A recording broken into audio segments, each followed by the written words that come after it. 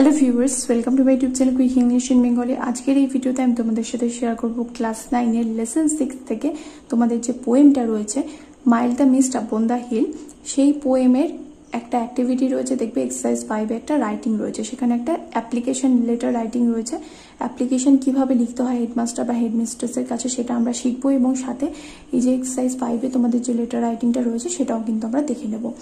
এর আগে তোমাদের আমি বলে দিই যে ক্লাস 9 এর সেকেন্ড সামেটিভের যে কটা টেক্সট রয়েছে প্রত্যেকটা টেক্সটের বেঙ্গলি মিনিং এবং অ্যাক্টিভিটি সলিউশনের ভিডিও ইতিমধ্যেই আমার চ্যানেলে আপলোড করা হয়ে গেছে। সেকেন্ড সামেটিভের বোর্ডের তরফ থেকে প্রস্তাবিত মডেল কোশ্চেন পেপারের উত্তরও আমি তোমাদের দিয়ে দিয়েছি। ক্লাস 9 এর জন্য কোন কোন গ্রামারগুলো ইম্পর্টেন্ট, কোন কোন টেক্সচুয়াল গ্রামারগুলো পরীক্ষার আগে পড়ে যেতে হবে সেটার উপরও কিন্তু আলাদা করে ভিডিও বানানো হয়ে গেছে। তাই যারা এই সমস্ত ভিডিওগুলো দেখোনি অবশ্যই করে চেক করে নিও। আর হ্যাঁ, রায়ান মার্টিনও কিন্তু আমি সেকেন্ড সামেটিভে সলভ করে দিয়েছি।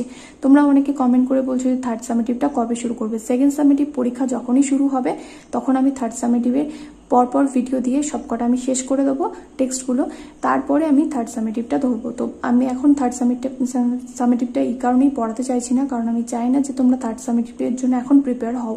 আগে সেকেন্ড সামেটিভটা ভালো করে দাও। এমনিতেই তোমরা সেকেন্ড সামেটিভের জন্য কম টাইম পাচ্ছ, তাই তোমাদের প্রিপারেশন যাতে ভালো হয় তার জন্য আমি এখন থার্ড সামেটিভটা হাত দিচ্ছি না। তোমরা এখন সেকেন্ড সামেটিভ নিয়ে ভাবো। থার্ড সামেটিভটা যখন আসবে তখন কিন্তু আমি করাবো, তাই কোনো চিন্তা নেই।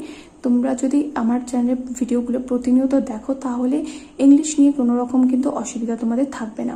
এক্সারসাইজ 5 এ যে রাইটিংটা রয়েছে দেখো, এখানে বলেছে write a letter within 100 words to the headmaster or headmistress of your school seeking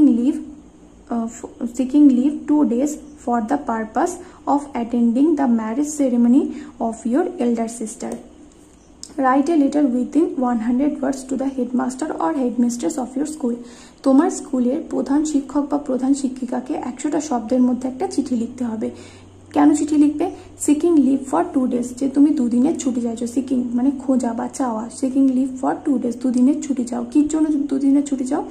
for the purpose of attending the marriage ceremony of your elder sister, তোমার বড় দিদির বিয়ের উপলক্ষে বা বিয়ের উদ্দেশ্যে তুমি 2 দিনের ছুটি চাইছো। For the purpose of attending the marriage ceremony of your elder sister, তোমার বড় দিদির বিবাহ যে হবে বা বিয়ে হবে সেই বিয়ে অনুষ্ঠানে তুমি থাকতে চাও, সেই বিয়ের অনুষ্ঠানে তুমি উপস্থিত থাকতে চাও, তার জন্য তুমি প্রধান শিক্ষিকার কাছ থেকে বা প্রধান শিক্ষকের কাছ থেকে 2 দিনের ছুটি চাইছো। তাহলে এখানে তোমাদের এর আগেও আমি অ্যাপ্লিকেশন লেখা শিখিয়েছি। ফার্স্ট সামেটিভে কিন্তু শিখিয়েছিলাম এরকম ধরনের লিভ অফ অ্যাবসেন্স ওখানে ছিল। ওখানে অসুস্থতার কারণে তুমি ছুটি চাইছিলে 1 সপ্তাহের জন্য, বা আর একটা ছিল তোমাদের গ্র্যান্ডমাদারকে দেখতে যাবে তার জন্য 1 সপ্তাহ ছুটি চাইছিলে। তো সেগুলো আলাদা আলাদা করে ভিডিও অলরেডি বানিয়েও দিয়েছি, তোমরা দেখেওছো। তো এরকমভাবেও কিন্তু এখানেও লিখতে হবে টু দ্য হেডমাস্টার বা হেডমিস্ট্রেস। তুমি তোমার স্কুলে যিনি আছেন, হেডমাস্টার যদি থাকে তাহলে তা হেডমাস্টার লিখবে, আর যদি হেডমিস্ট্রেস থাকে তাহলে হেডমিস্ট্রেস লিখবে। তারপরে এখানে এবিসি স্কুল নাম দেবে, নিজের স্কুলের নাম কিন্তু দেওয়ার প্রয়োজন পড়ে না, এবিসি স্কুল লিখলেই কিন্তু হয়ে যায়। তো আমিও এখানে কিন্তু এবিসি স্কুলই লিখেছি। যদি পরের বছর যখন তোমরা ক্লাস 10-এ উঠবে তখন এখানে যে স্কুলের নাম লিখলে কিন্তু হবে না। তবে এই বছর তোমরা ক্লাস 9-এ তোমাদের তো স্কুলের খাতায় চেক হবে, তো স্কুলকে ওর জন্য জিজ্ঞাসা করে নিয়ে একবার যে এখানে কি তোমাদের স্কুলের নাম লিখবে নাকি এবিসি স্কুল দেবে, বা XYZ বা PQR স্কুল এরকম দেবে, নাকি তোমরা আলাদা কোনো মানে স্কুলের নামটাই লিখবে। কারণ অ্যাপ্লিকেশন লেখার ক্ষেত্রে যখন তুমি বোর্ডের এক্সাম দেবে তখন কিন্তু এখানে স্কুলের নাম লেখার কিন্তু কোনো রকম নিয়ম নেই, সেখানে কিন্তু এবিসি স্কুল বা PQR স্কুল এরকম কিন্তু দিতে হবে। তারপরে আমি এখানে স্কুলের ঠিকানা দিয়েছি Ichhapur, Noapara, north 24 PGS, pin number দিয়েছি, স্কুলের এখানে ঠিকানা দিয়েছি। এটা একটা কাল্পনিক ঠিকানা দিয়েছি, তোমরা তোমাদের নিজেদের পছন্দ মতো এখানে ঠিকানা দিতে পারো। আর যদি এখানে স্কুলের নাম লেখো তাহলে এখানে স্কুলের ঠিকানাটাই দেবে। সাবজেক্ট লিখবে লিভ অফ অ্যাবসেন্স মানে অনুপস্থিতির কারণ। তাহলে এখানে বিষয় হচ্ছে চিঠির কি, যে অনুপস্থিতির জন্য তুমি এটা হচ্ছে মানে এই যে চিঠিটা লিখছো। আবারও বলছি, স্যার বা ম্যাডাম, যদি তুমি হেডমাস্টার লিখে থাকো তাহলে স্যার লিখবে, আর হেডমিস্ট্রেস লিখে থাকলে এখানে ম্যাডাম লিখবে। ম্যাডাম লিখে কমা দিয়ে এরকমভাবে কিন্তু প্যারা করে স্টার্ট করবে। আর মনে রাখবে এই প্যারাটা যে বরাবর তুমি স্টার্ট করেছো সেই সোজাসুজি বরাবর নেক্সট প্যারাটা কিন্তু চেঞ্জ করতে হবে। আর এই যে টু লিখে আমি যে এখানে কথাগুলো লিখেছি, টু দ্য হেডমাস্টার হেডমিস্ট্রেস, এখানে দেখো এটা কিন্তু একটা লাইন বরাবর রয়েছে, সেই রকম বরাবরই কিন্তু এখানে স্যার বা ম্যাডামটা লিখতে হবে। আর এই সাবজেক্টটা কিন্তু মিডিলে লিখবে, এখানে কোনো রকম ডিজাইন করবে না, জাস্ট কোলন দেবে। আর এখানে অনেকে হাইফেন দেয় এই জায়গাটা, সেটা কিন্তু দেওয়ার প্রয়োজন নেই। আর লিভ অফ অ্যাবসেন্সের তলায় আন্ডারলাইন করবে, সাবজেক্টের তলায় কিন্তু আন্ডারলাইন করবে না। অনেকে দেখলাম যে সাবজেক্টের তলায় আন্ডারলাইন করেছে, তো এটা করার কিন্তু দরকার নেই। লিভ অফ অ্যাবসেন্স কিন্তু করবে, তলায় আন্ডারলাইন করবে। অনেক পরীক্ষার্থী সাবজেক্টের তলায় আন্ডারলাইন করে দেয়, তাই বলে দিলাম এই ভুলগুলো কিন্তু পরীক্ষার সময় করলে চলবে না। স্যার অবলিক ম্যাডাম, তাহলে স্যার বা ম্যাডাম যিনি থাকুন তোমাদের সেইটা কিন্তু লিখতে হবে। হেডমাস্টার বা হেডমিস্টার যিনি স্যার বা ম্যাডাম হন লিখতে হবে এরকমভাবে কমা দিয়ে। This is to inform you that I বলে নিজের নাম লিখবে, পুরো নাম লিখবে। যেমন আমার এখানে আমি যদি ওখানে বলি যে পুরো নাম, তোমার পুরো নাম মানে সারনেম সহ এখানে তোমার পুরো নামটা লিখবে। Student of class 9A of your school, এখানে ধরো হতে পারে তোমার 9C সেকশন বা B সেকশন বা D সেকশন, তাহলে এখানে তুমি তোমার সেকশনটা উল্লেখ করবে, ঠিক আছে। Of your school is attending the marriage ceremony of my elder sister on 19th August, 19শে আগস্টে বিয়ে।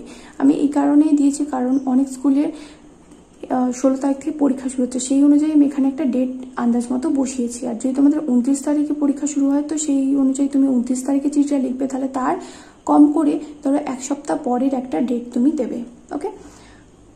তাহলে this is to inform you, এটা আপনাকে জানানোর জন্যই চিঠিটা লিখছি। কি জানানোর জন্য? দ্যাট আই, যে আমি বলে নিজের নাম লিখবে। A student of class 9A of your school, যে আমি আপনার স্কুলের 9ম শ্রেণীর ক বিভাগের বা খ বিভাগের বা গ বিভাগের যাই হোক ছাত্রী বা ছাত্র, is attending the marriage ceremony of my elder sister on 19th August, যে আমি আমার বড় দিদির বিয়ে অনুষ্ঠান অ্যাটেন্ড করতে চলেছি বা উপস্থিত থাকতে চলেছি কত তারিখে? 19শে আগস্টে। I shall B busy at home on this occasion, এই উপলক্ষে আমি বাড়িতে ব্যস্ত থাকবো। So I will not be able to attend school for 2 days, তাই আমি 2 দিন ধরে স্কুলে আসতে পারবো না।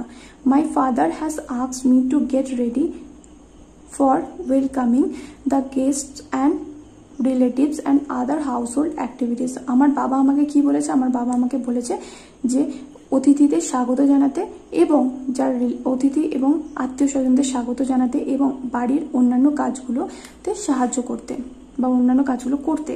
নেক্সট প্যারা দিয়ে এখানে দেখো দিস যে বরাবর স্টার্ট করেছি সেই বরাবর কিন্তু এখানে সো লিখতে হবে। So it is my Ernst request to you to kindly allow me a leave of absence for 2 days only so that I can carry out my duty, তাই এটা আপনার কাছে আমার বিনীত অনুরোধ এই যে দয়া করে আমাকে 2 দিনের ছুটি দিন যাতে আমি আমার কর্তব্য পালন করতে পারি। ক্যারি আউট মানে হচ্ছে পালন করা বা এক্সিকিউটও লিখতে পারো এখানে, ওকে।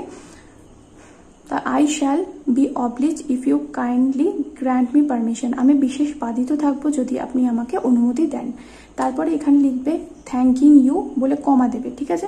থ্যাঙ্কিং ইউ বলে কমা দিয়ে ইয়োর সিনসিয়ারলি, ইয়োর সিনসিয়ারলি লেখার পর ইয়োর সিগনেচার আমি এই কারণেই লিখেছি কারণ এখানে তোমার পুরো নামটা তুমি লিখবে, যেরকম ওখানে লিখেছিলে উপরে ইয়োর নেম বললাম সেখানে তুমি এখানেও কিন্তু তুমি তোমার পুরো নামটা লিখবে। লেখার পর এইদিকে তোমার ঠিকানা দেবে। আমি এখানে কোনো ঠিকানা দিইনি, এর আগেও বহু চিঠিতে আমি ঠিকানা দিয়েছি তাই আমি এখানে ঠিকানা লিখছি না।